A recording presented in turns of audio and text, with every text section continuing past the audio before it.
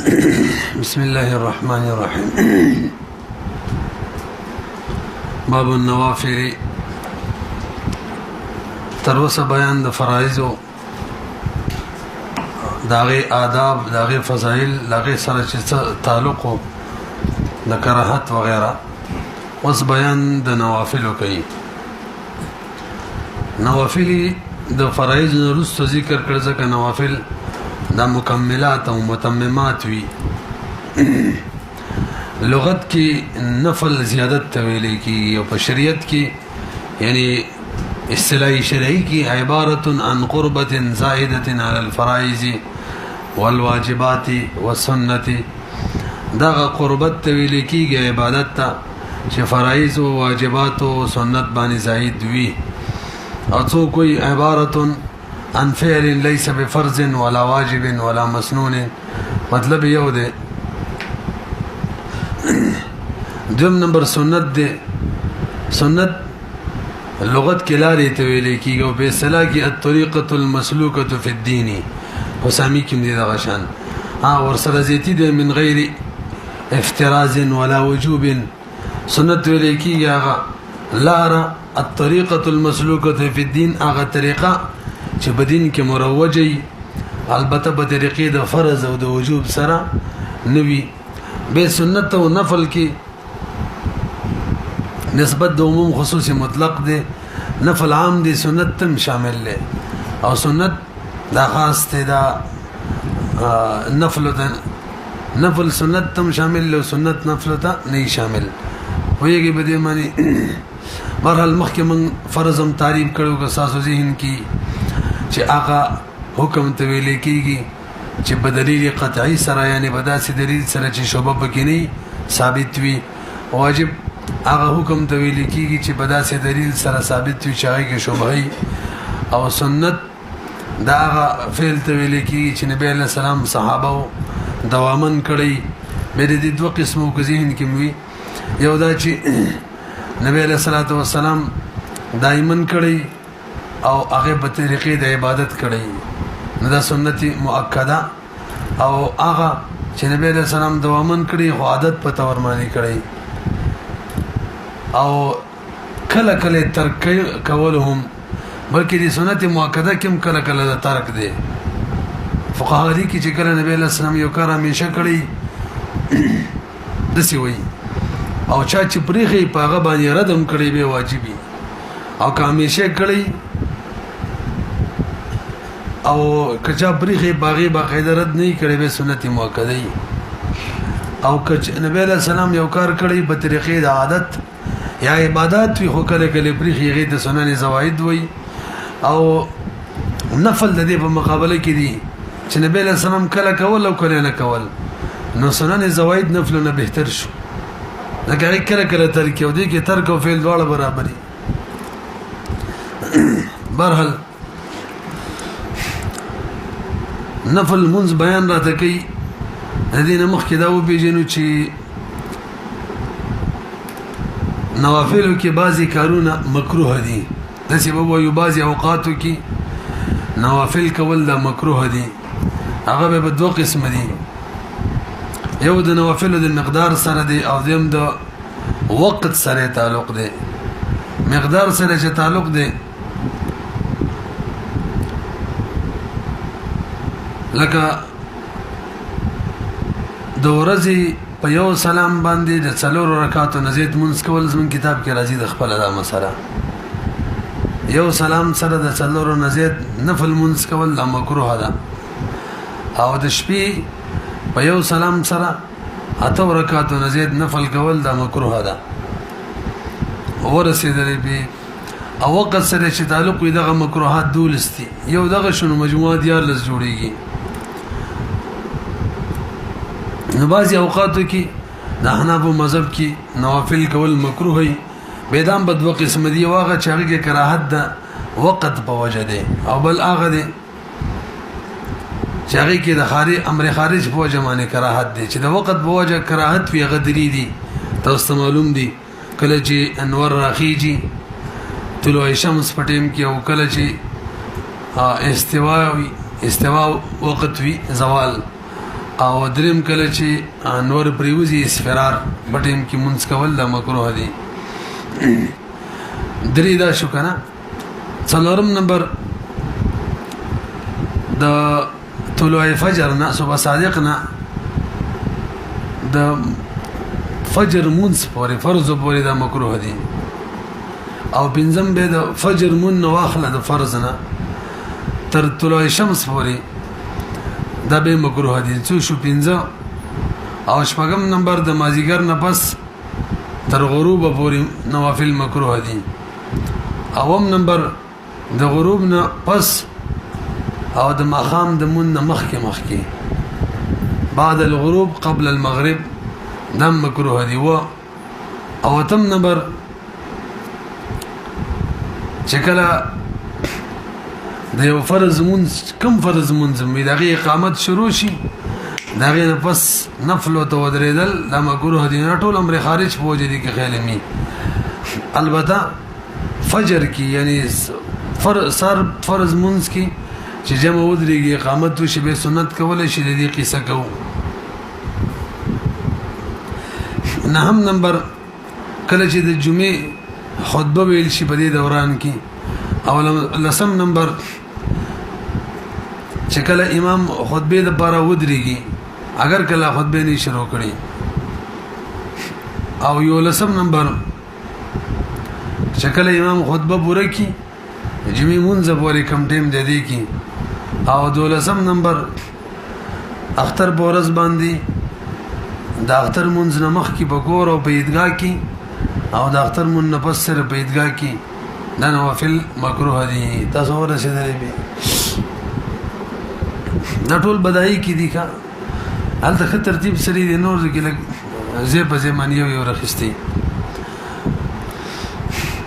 ابحاث د باب 15 دی اول نمبر ته سنن رواتب بیانې سنن مؤکده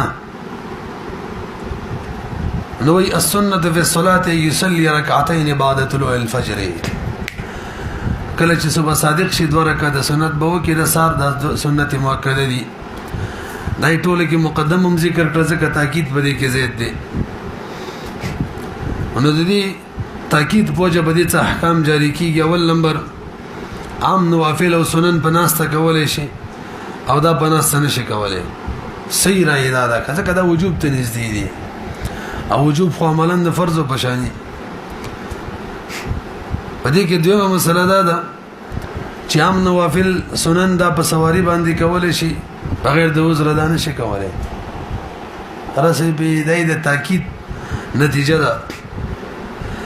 دریمه مسله ور سره ده چې عام نوافل سنن چې کله اقامت وشي جمع ودرېږي وخت نیول به کول مکروه دي خو دې کې د سنت د کې کولای شي نو د سار په سنت کې پوره خبره تاسو خلکو د ذکر کوي دا څه ورته وایي اول بهتر ادا ده چې سره سنت پکور کې وکي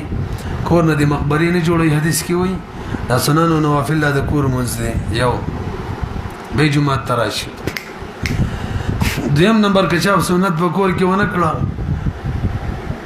نجومات ته د سټیم ترازی چې د جمع نه مخکې په اطمینان سره سنت وکي دوا دریم نمبر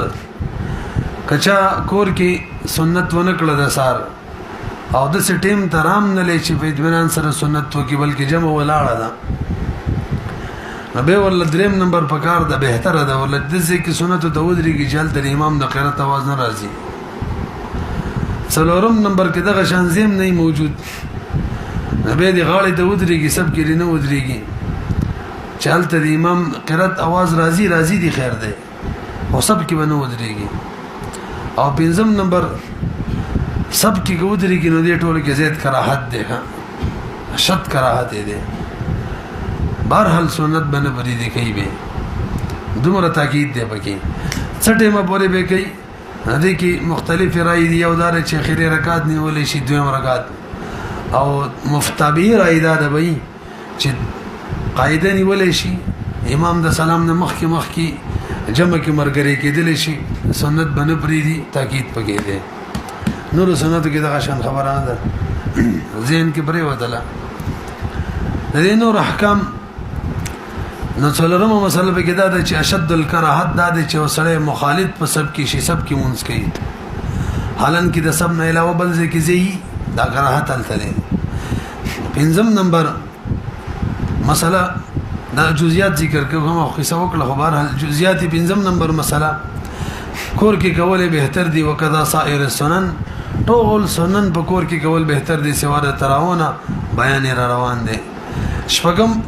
کله سر سنت د چانه پاتې شو مطلب د سټیم کراله چې وې سنت کومه باقاعده را نجمزي دا حکم هم دی موږ کوم ترتیب شروع کړی و کې شپږم دا ولګویم شپږ پنځم ویلو کنه شپږم دا چې جمع درنه سلام درنه امام اړو به سنت پرې د جمع کې شریک شه دا غي ترتیب کې هم لګوي به چې دا سنت پاتې شي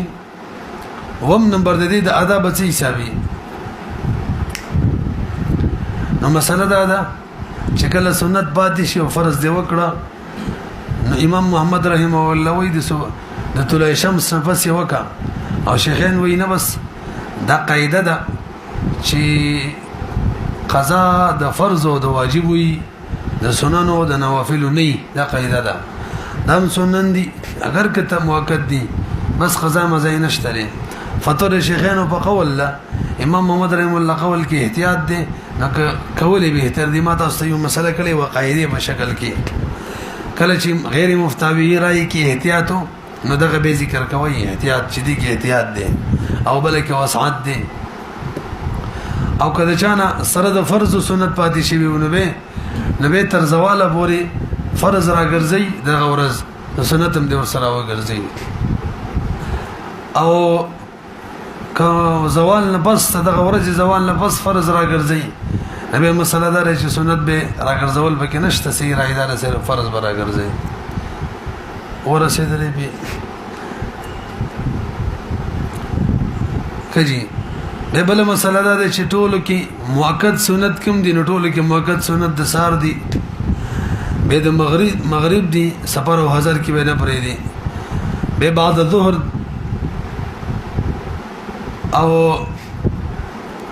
او به ورپسې بعد العشاء او به کوم چې قبل الظهر دی غدي ابو هريره په حواله لیکلي چې صحیح دا کوم چې قبل الظهر دی څلور رکعاته دا د سار پسې دویم نمبر کې دی ځکه حدیث کې په وحید راغلی دی چې زیاده پرې خود لم تنله شفاعتي زما شفاعت به وته نه ملاويږي نه حاصلېږي نو مجموعي تور سنت مؤکده دا دولس دي دو سار کې دي شپږ ماسپخیم کې دي اته دو ماخام کې دي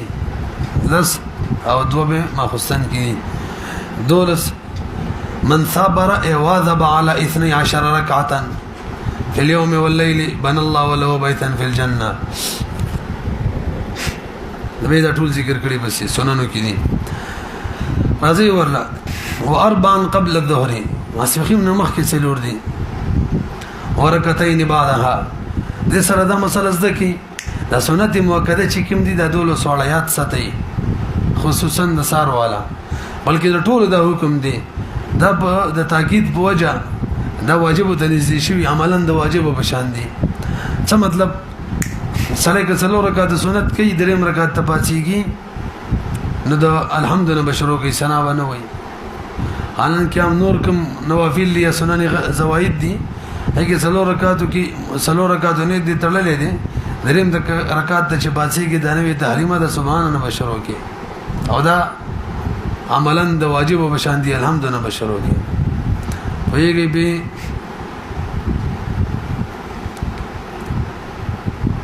ورکعتين بعدها واربعا قبل العصر دم مستحبات دي زواید وان شاء رکعتين کدو عصر نمخ کې دوه کې څلور کې خو څلور بهتر دي فرض په برابر کې کول هم څلور دي دم څلور ورکعتين بعد المغرب واربعا قبل العشاء واربعا بعدها وان شاء ركعتين به مسله ده چې چانه د ماسپخیم واربعا قبل الظهر ماسپخیم فرض نمخ کې څلور رکعات سنت دي کچانه دا پاتې شو اوس بل دې قضایي کوي با چونکه وایي په راغله دي نو په دې باندې اتفاق دي چې دې قضا پکار ده ترڅو چې ماسپخین ټیم نه تیر شوی اگر چې قانون او قاعده دا چې سننو نوافل او قضا مزه نه تاسو پوه شولې په دې معنی وعید دی نبی له سلام باقاعده کړي مخبله حدیث کې راځي ها ام سلمہ رضی الله عنها تقریبا حدیث ته پوه شولې به البته به دې کې به اختلاف دی چې دا 4 رکعات به د 2 رکعات سنت نه مخ کې کو ګرست ویګو نو د امام ابو یوسف رحم الله راي دادا کله کوم دي هغه وې د 2 رکعاتو نه څوک مې یاد کوم امام یوسف رحم الله راي دار چول به 2 رکعات وکي به بچلور کې زین کې نه وایګا امام او دا امام سمو مرسل راي دا اول 2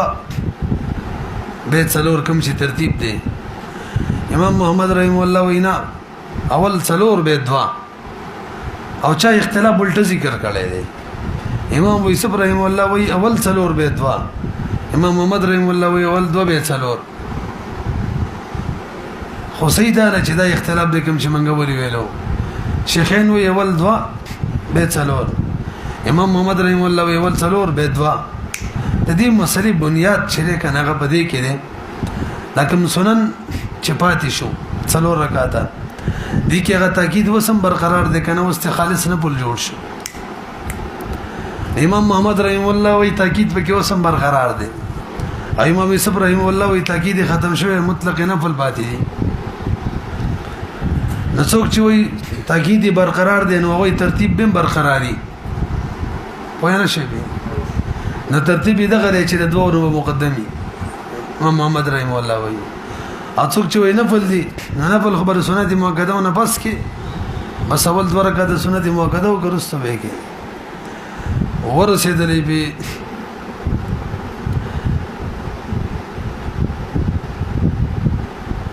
مخکې راځي واربان بعدها وان شارکتين به مسله دا چې کله امام فرض منځو کی نو پکار دا چې سنت او پارزه بدل کی سنت مؤکده او د پارا زه بدل کی غانو که بده غزه معنی کوي کم معنی چې فرض کړي امام لمکروه ده مقتدین کوم په ما غزه نفل کوي سنت کوي ولا مکروه نه ده خو هغه له مبذل ده که ممکن زیاده بدل کی نو امام لزه بدلول دا پکار دي کني منځ مکروه ده خو که څه وزلی به بل خبره ده مقتدی لا مکروه نه ده که په غزه کوي خو که بدلی کی افضل ده به اور بسې دا مسله ده چې کله سره فرض منځو کې دي سنت ته ډایرک پاتې کنه لکه صبر وکړي نو بدی کې به بدای کې لیکلي دي چې کوم فرض او نفس سنت شته مؤکده نو پکار دا چې ډایرک پاتې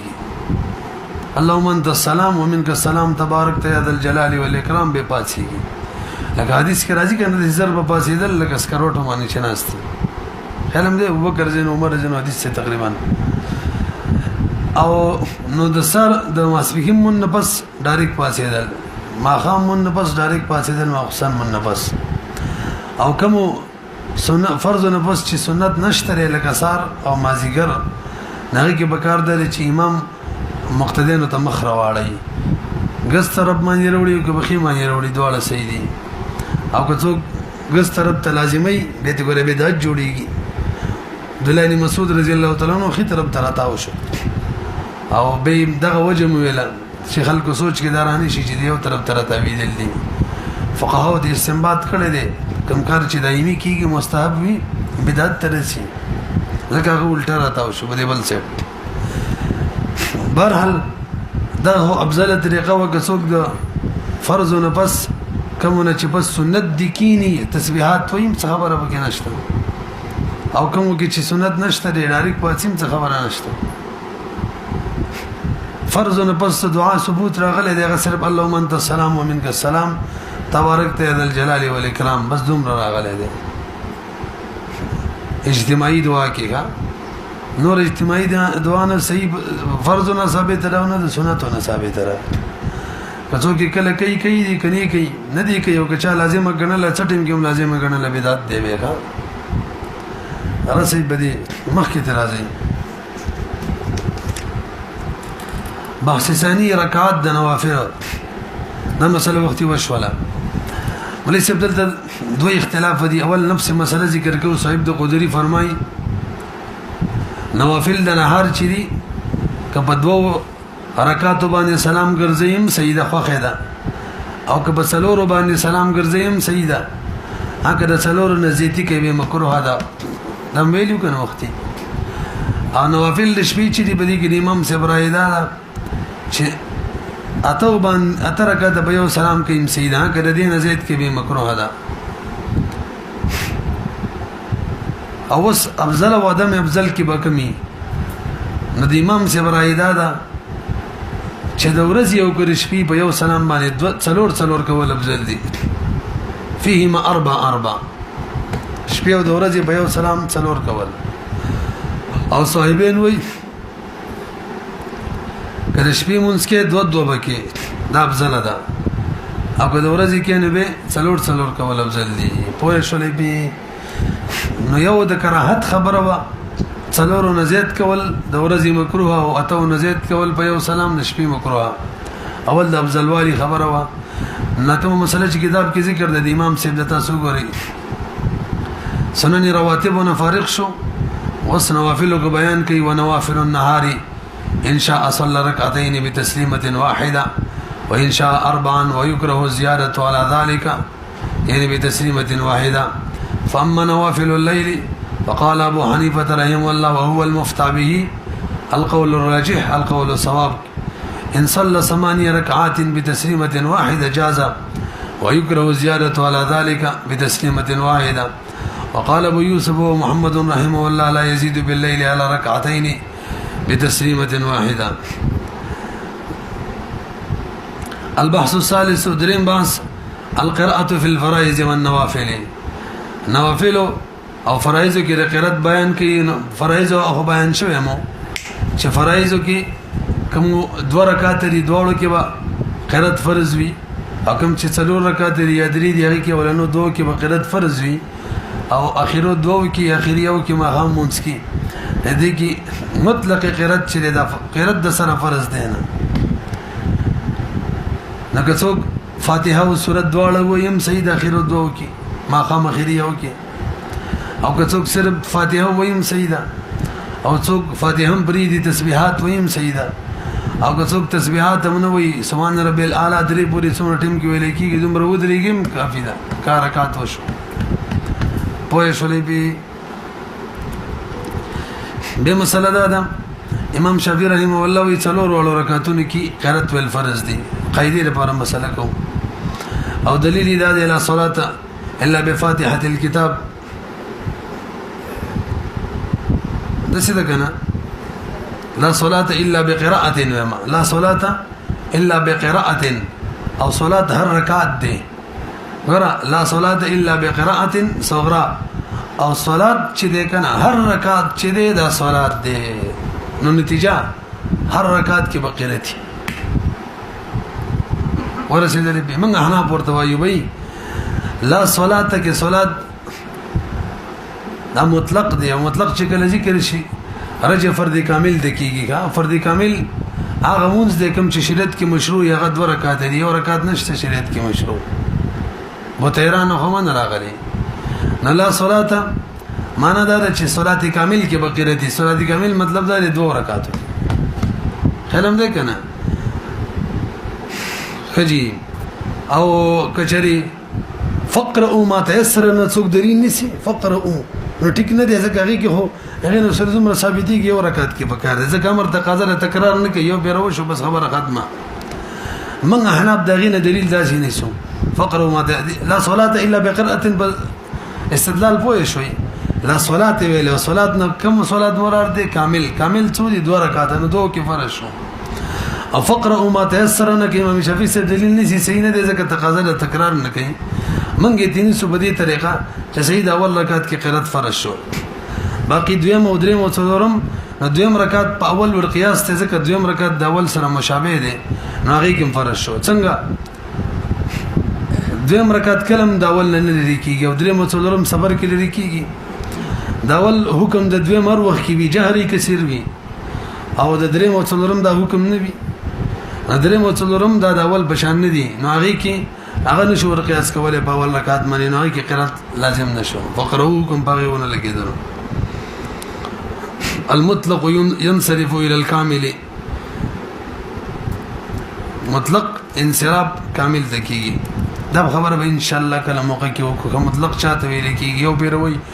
رجع فرض کامل دکیږي او یو پیر چې مطلق ذکر شي خپل اطلاق جاری کیږي یو پیر بل مسله کوي خیالم دې کنم دې به بدی کې فرق وایو ان شاء الله والقراءه واجبه في الركعتين الاوليين وهو مخير في الاخرين ان شاء قرأ الفاتحه وان شاء سكت فرض خبر کیږي وان شاء سبح افضل قراءه والقراءه وسط نوافل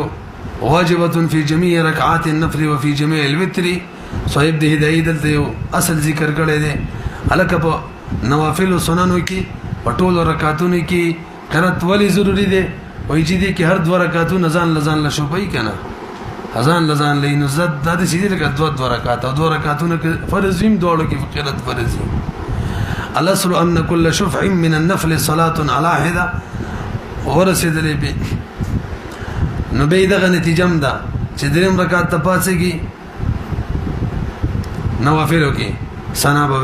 لکه د ځان له شوبه ده او دغه نتیجه ده چې هر رکعت کې ور سره قرات هم ځکه دوه رکعات هر شفعه چې بیل دو رکعات بیل منځ دي نو هر رکعت کې قرات فرض دي هر رکعت کې فاتحه سره سورت هم وي دو رکعات دونی دی وکړلو څلورم کولای شي ولی دریم رکعت د چې باسي کې دغه تکبیر چیرې دی تکبیر دریم رکعت د بارا د حکم د تکبیر تحریمه کې رضان له شوبه ده او که د څلورو نه دی وکړو دوم کولای شي څه خبره نه ده کبیل بلی دو ولی کولای شي اخر دو سبا څه کې وایغو کې شروع نه ده شوی نو لازم نه دي نوافل کبوی نه شولې به مخکې راځي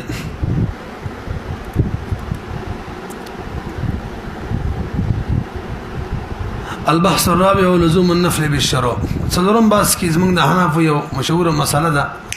نفل چې چا شروع کړه قصدن شروع کول سره لازمي کې قصدن قید بلګوي لازم النفل بالشروع ولا مسله ده او دلیل زمونږ ده الله پاک فرمایي ولا تبتلوا اعمالكم خپل اعمال مباطلوي یو سره چې یو رکعت وکي نفل مثلا دا رکعت د الله پاک حضور تلاړ شي د عبادت لاړې نګوست د رکعت مات کی مونږ مات کی یو رکعت باندې سلام واړې یا څه چل وکي نو کوم عمل الله تعالی وغسر ته ونه رسید باطل شو او الله قران کې فرمایي ولا تبتلوا اعمالکم تو یو رکعت عملو کنه نه یو رکعت عمل نو عمل دوه رکعت دي مونږ دوه رکعت دي کم اس کم یو به تیرانه هم نه راغلی دا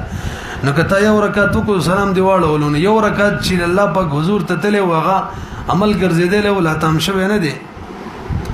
عمل لانه دی جوړ شوی پورا اوس که په دغه سلام اړې مونږ ماته نو عمل دی رانی ولې امات دی کو الله وي می ماته وي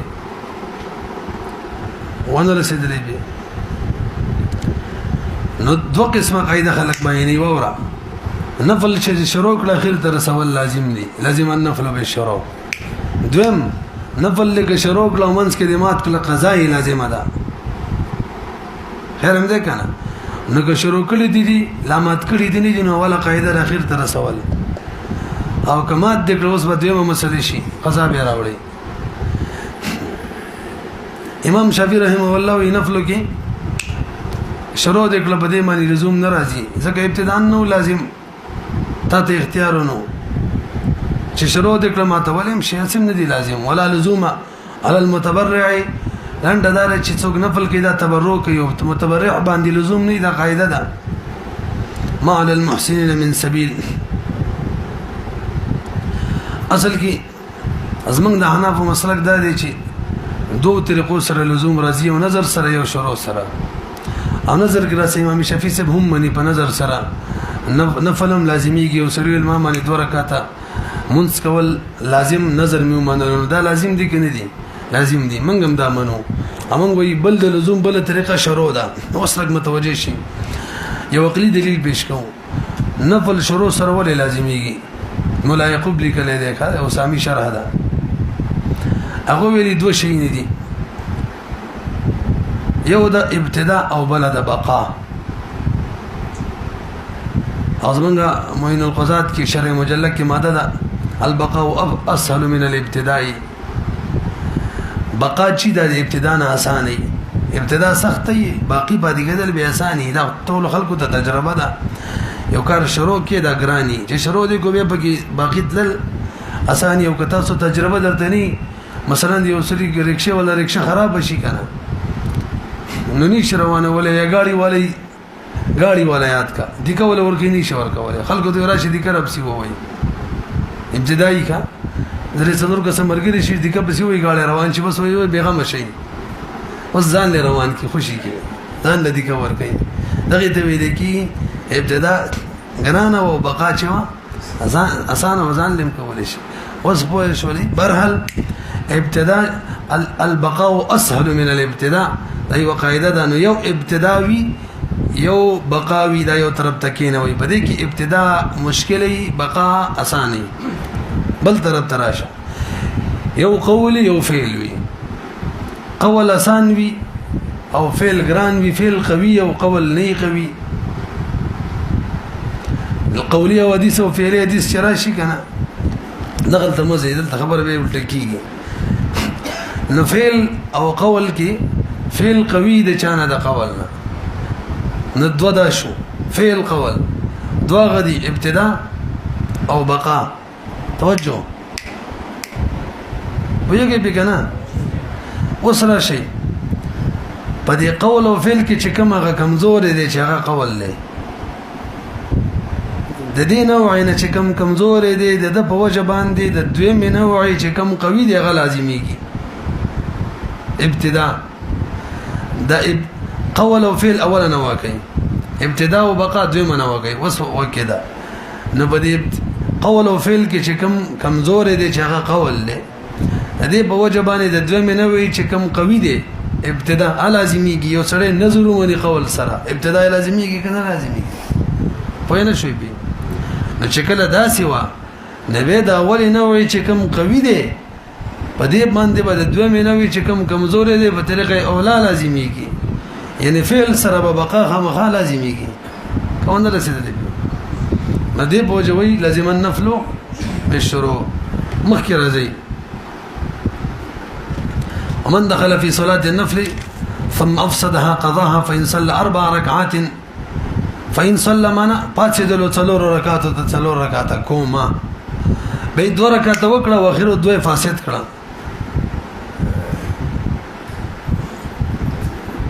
نوز به قضا چې راوړي د 2 رکعاتو به راوړي یعنی دریم ته ودرېدلې ده دا مخکې مسله مې لګ برخي لګ متوجي شي موږ څه ویل لازم النفل بالشروط على ده شکل قصدن وی شروع کې لفظ ویل او قصدن او که چېرې قصدن نو ازمنن نوافل را لغه بینه لازميږي شروع سره لکه سره مازیګر مونږ کې 4 رکعات قاعده وکړه او خطا شو پنځم ته پاتې دلو دیکنه نو به وته وريات شو ګور شروع وکړه واپس کې نستلو او سجده سهو وکړه سلام واړو نه په امام او نه په مقتدی باندې 2 رکعات نوافل لازم شو یوم ندي الکه دا شروع کړي وکنه پاتې دلې وته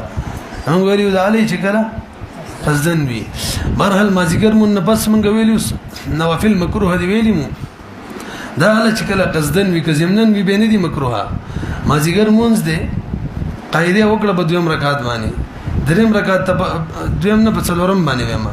پنځم ته پاتې دل هغه کې سجده وکړه وسته حکمدار یو بل مر سمرګره کا شپږم مرګره کو اخره کې سجده ساو او سلام واړو د 2 څلور دی فرض شو قاعده سم کړی د څلورم رکعت او 2 نفل شو دا خو مازیګر مون نفس 2 نفر رال دا خو صحیح نه دي کنه مکروه دي ته وته څه جواب وکي چې قصدني دلته خو زمان رال برحل بل مسله دا چې 4 رکعات نفل نه دي کړي د کتاب مسله یادوما دریم رکعت ته پاسې دلو به ماته کړه نو زب قضا د 2 رکعات راوړي امام ابو یوسف رحم الله وی 4 رکعاتونه ته کړي 4 رکعات او ما ته کړ پورې نه کړ 4 به قضا راوړي او د طرفین قول مفتابی دي نه جی کمی چې مات کړي د ځان لزان له شفعي دي نوافل حق قضا راوړي نو مات کړي اخیری دوی دغه قضا راوړي کبه نه شلې به رسي دیو جن تراو کې مسله ده چې 4 رکعات تراوی چا په یو نیت باندې یو سلام باندې کول او بده کې کوم کې قرات ګډ ور شو نو کو اولنو دوه کې ګډ ور شو د دې به واپس راګرځي اخرو دوه نشته او اخرو دوه کې ګډ ور شو دا غي راګرځي اولنو دوه غنشته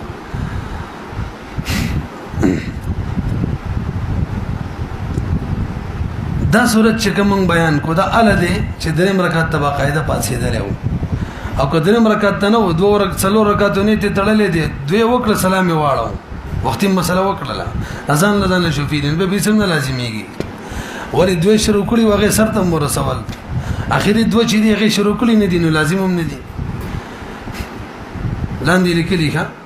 وهذا اذا افسد الاخرين بعد الشروع فيهما بان قام الى الثالثه ثم افسد اما اذا افسد قبل القيام لا يجب عليه قضاء الاخرين مخکره زی ورسره احتیاط دار ګوره بهم دا خبره رااله دوه دی راګرځي که څلور مفتابی دار چې دوه راګرځي امام یوسف ابراهیم الله وایي چې نه څلور راګرځي بهم احتیاط دی کړي کوم ویلو کنه نو دا څه بوایي وسعت اب دوه راګرځول کېږي احتیاط په څلور کې دی ومن دخل في صلاة النفل ثم افسد قضاها فإن صلى 4 ركعات وقعد في الأولين ثم افسد الأخرين قضى ركعتين هذا قولهما وهو المفتى به القول الراجح القول الصواب وقال ابو يوسف رحمه الله قضا براولي د 4 رکعاتونو اجي تشو البحث الخامس واخير بس الرخص في النوافل الک نوافل کې رخصتونه میخه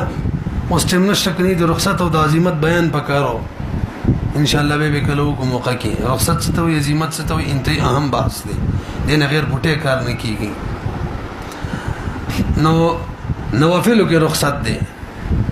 هدايه مولا اصل ذکر کړی دی چې ان الصلاه خير ان الصلاه خير موضوع صلاه خیر موضوع دی نو بده کې رخصتونه دي دا ټیم کې د ټیم کې بینه کې بناست بینه کې ولاړ به کې سواری باندې بینه کې اگر کوزي کې ورته وغیرہ وغیرہ دا شي نه جدي دا د دې خلاف دی اصل صلات نوافل چې خیر موضوع دي بس دار کې بکار دي کې قیدونه م لګوا چا څنګه روز کېږي عمره بکار دي اوس راځي دې بر الرخص في النوافل الرخصه الواحده في المصري اول د مصر ولا مساله ده رخصت دار کې اوسره په قیام قادرین نفل بقیا قعود سره قائدن کول شي مسله حل شو که قادری بهم البته دومره مسله ده چې د قیام والا ثواب چې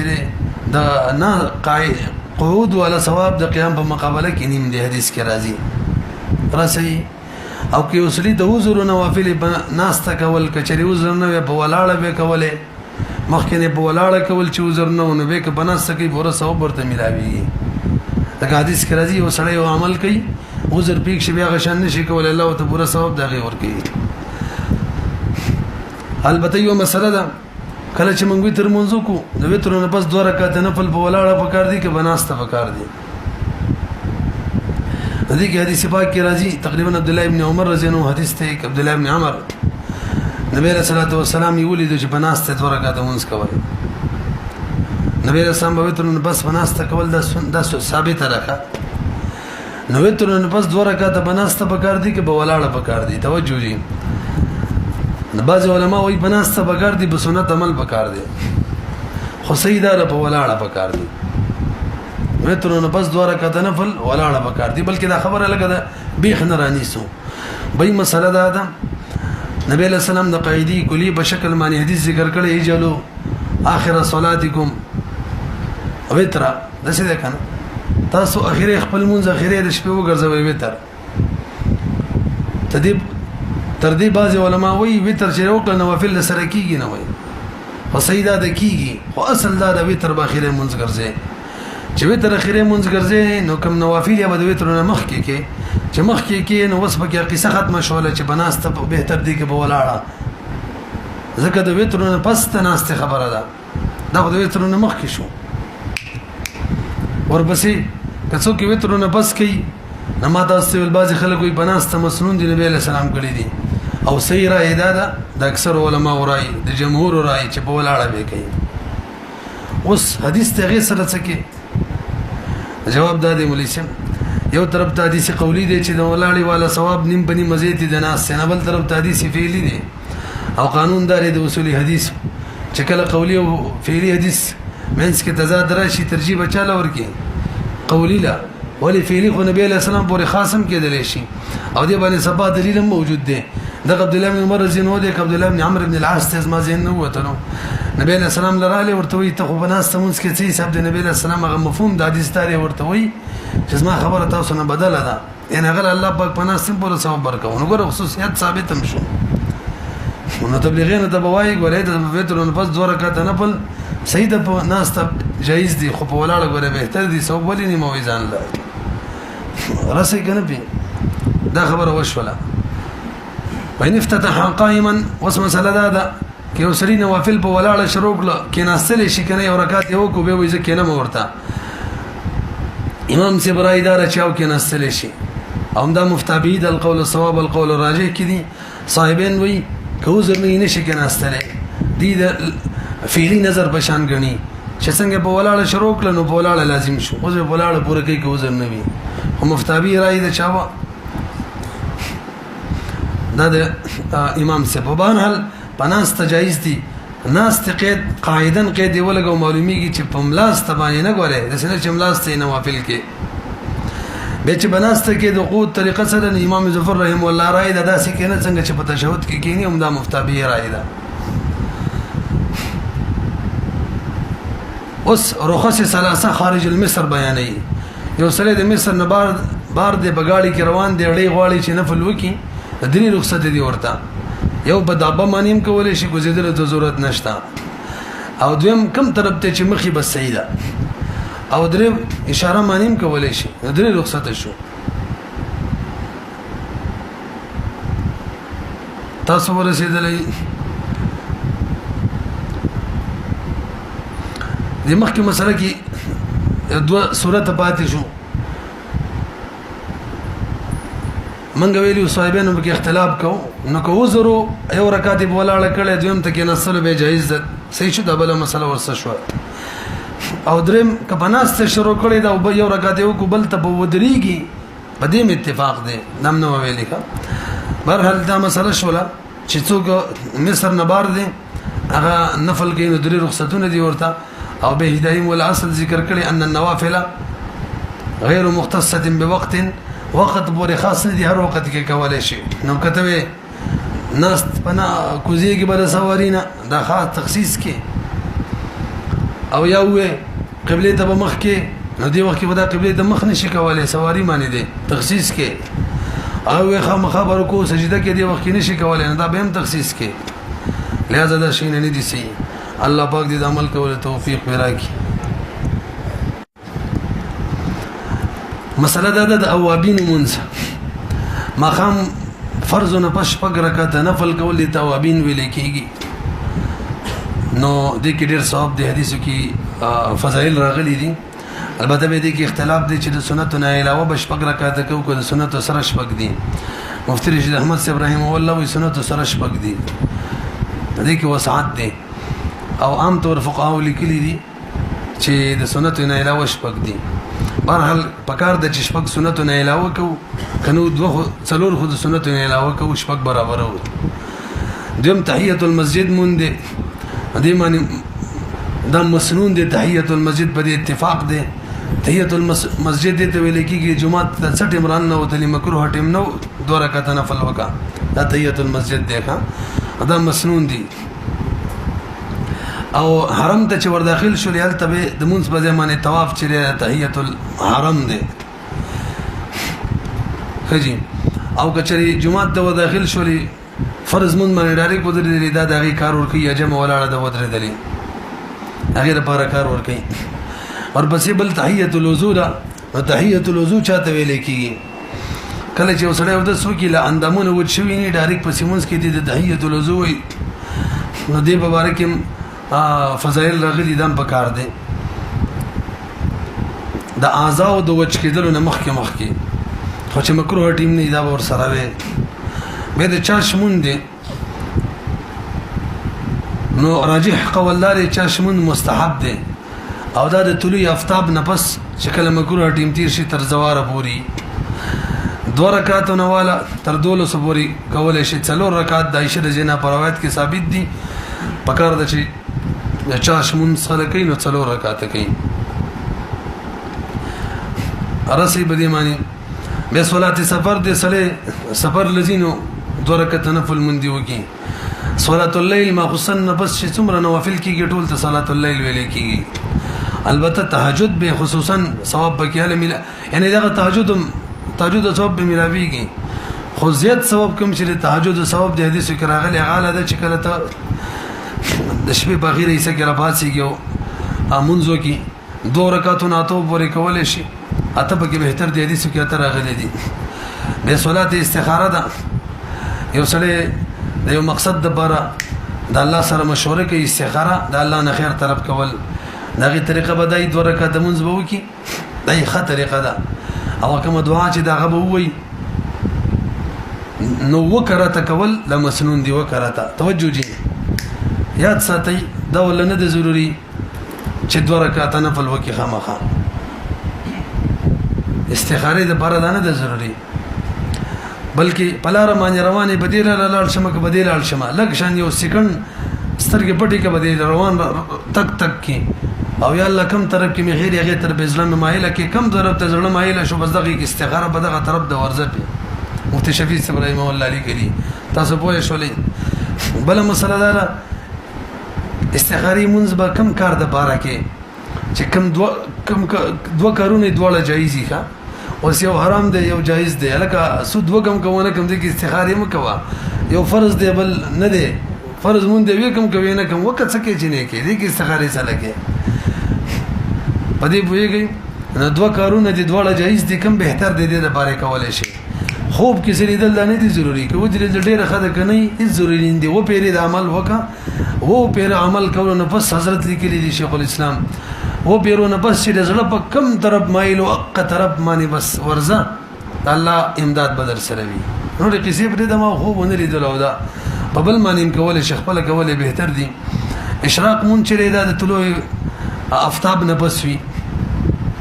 دومره د چې د ورځې څلوري سو کې اولي ختم شي به د دې ټیم ختم شي به د چا سوال شروع کیږي شي سجده شکر چې امام سي وي نشته یو خوشحالي په وجه یو سجده ولګي صاحبین وشتري صاحبین قول مفتابي دي خو داس بدی سنه چې سنچري وي او داس زنهشته سجده لګي خجي دمون بس که څوک سجده کوي دمون بس نو د مکروه د خلک دمون د حصے نه جوړي او به د نفل جماعت بڅنګي د نفل جماعت على التداعي مکروه دي على التداعي دار چې د امام نه علاوه 4 رکعات 4 کسان مقتدین وي اتفاق دی دا تداعي د مکروه ده